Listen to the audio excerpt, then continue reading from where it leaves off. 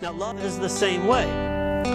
You are a vessel meant to contain love, but not meant to manufacture it. You don't have the capability. I could scream all day at this cup to produce cold water.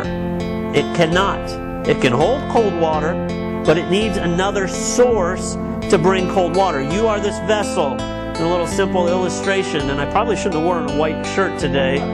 Not the brightest thing I've ever done. This is God. This is you. Right? You're going to be filled with His love. You're a vessel meant to hold the love of God. When you get it wrong and you think you're the manufacturer of love, you tell God in your own pride that I'll make this love good enough for you. And Jesus brings you right back under the righteous requirements of the law, which can never do that. The law can't impart life. So that's where it is. It leads you to one of two conclusions. To either give up or give in to what God will do. You're either going to try harder, lower the bar, ignore the righteous requirements of the law to love God as He deserves the love, or you're going to be filled with Him, and that God-shaped hole, that Pascal talked about, and that's in Ecclesiastes 3, God has placed eternity into their hearts, can only be filled by that is eternal. We can temporarily fill it by all the world has to offer, but that's why it comes up lacking more and more. But we were meant to be filled by the love of God.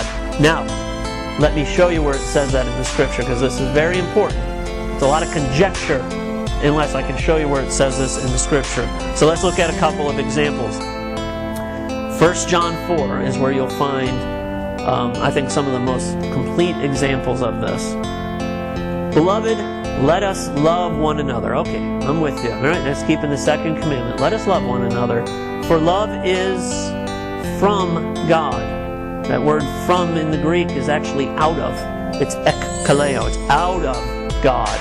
It's not apo. Apo in the Greek is from. But he's saying, this is where it comes from. This is where it comes from. Love is from God, and whoever loves has been born of God. Whoever agapes here has been born of God. It knows God.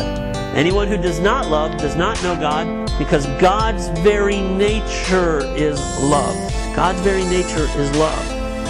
And we love because He first loved us.